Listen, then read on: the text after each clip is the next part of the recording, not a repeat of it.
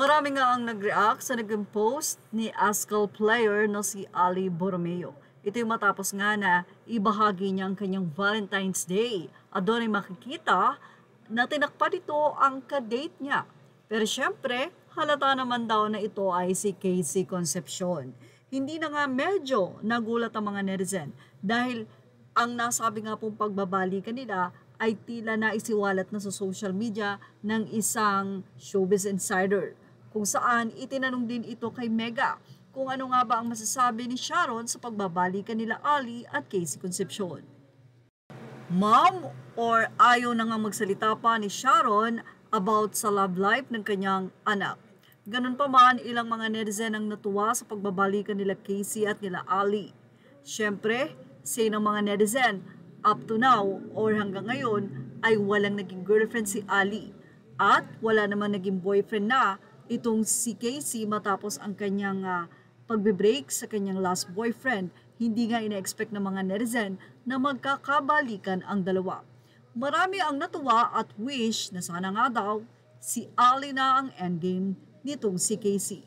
Narito ang kanilang naging komento.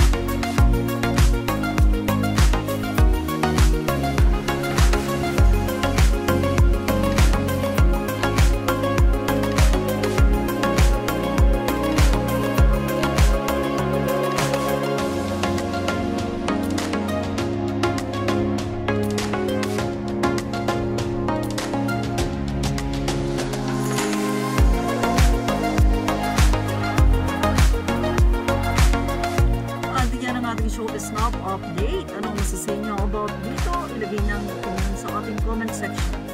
Images are all credit to the rightful owners. Please like, share,